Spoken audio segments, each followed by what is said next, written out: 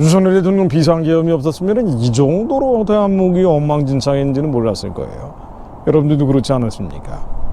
숨겨지고 감춰지고 알려지지 않았던 것들이 다 드러나고 있는 거죠. 근데 이게 너무 많이 드러나가지고 어떨 때는 질려버릴 것 같은 때가 있습니다. 그래서 기도하는 거죠. 우리는 그래서 기도합니다. 이 두려움이 죄성의 근본이거든요. 두려움에서 벗어나서 주님의 성찬에서 언약을 선포하는 거죠. 주님께서 원수들의 뺨을 다 때려버리시기를 기도합니다. 문영배 이미선 4월 18일 말 퇴임을 하는데 민주당이 임기 연장법을 발의를 했어요. 임기를 연장하는 법. 이게 뭐예요? 이게 뭐 하자는 겁니까? 임기 끝나면 본인들이 나가야지.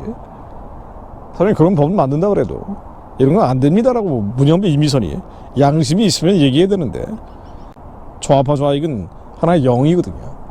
하나님이 대적하는 악한 영이에요. 인본주의 영입니다. 이런 영에 잡혀 있으면은 하나님이 두려워하지 않죠. 그러다 보니까 이런 법이 나오고 부끄러움 없이 법을 집행하려고 하는 겁니다. 자, 요런 판결도 나왔어요.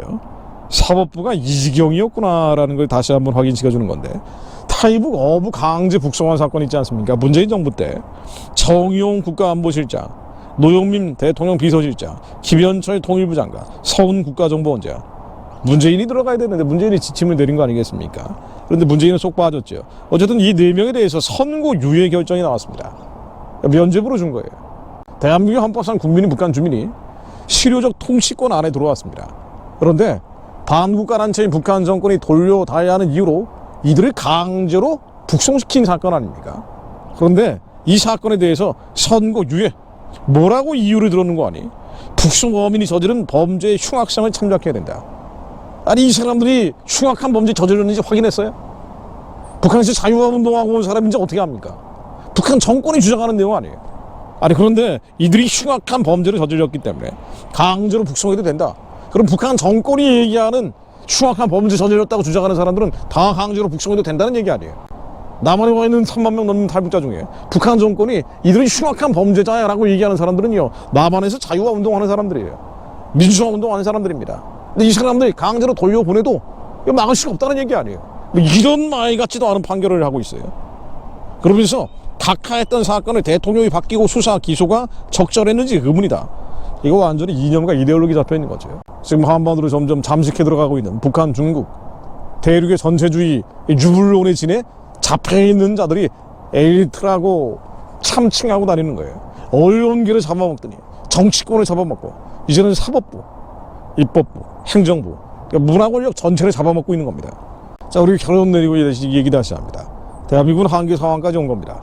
악이 너무 창궐하고 있어요. 불법이 너무 성하고 있습니다. 우리는 악인이 언제까지 개가를 부리리까? 이렇게 되뇌이고 있습니다. 그런데 분명한 것은 말씀으로 부르짖어 기도하는 자들이 남아있는 한, 민족의 기도자단들이 남아있는 한 하나님께서 약속을 이루십니다. 성취하십니다.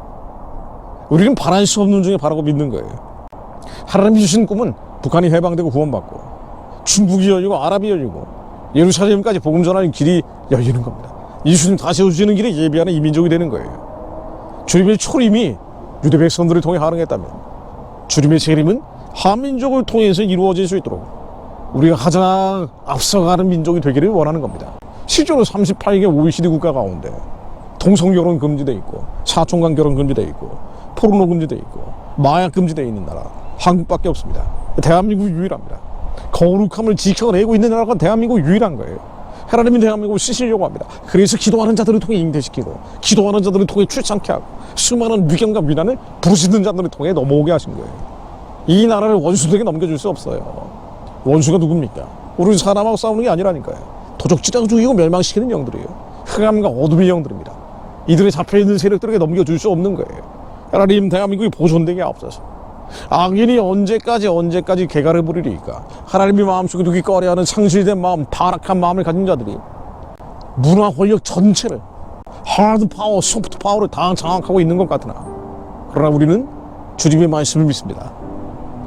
악인이 언제까지 개가를 부리리까? 저희가 치거리며 오만이 말을 하오며 죄악을 행하는 자가 다 자긍하나이다.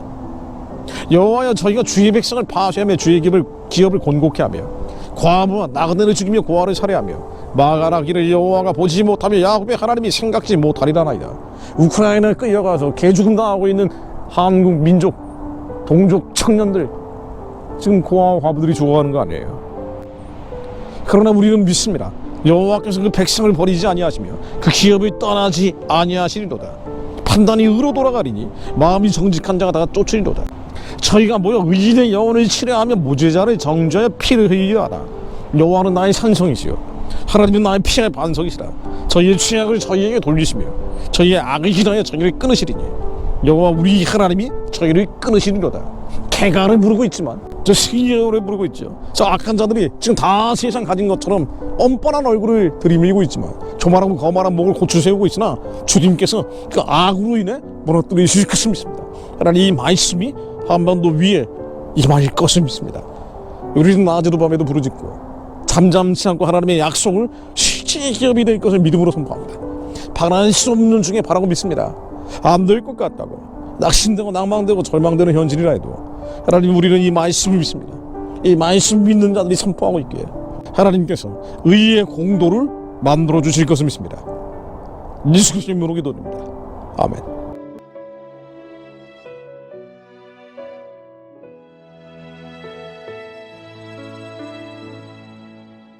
나의 오늘 하루도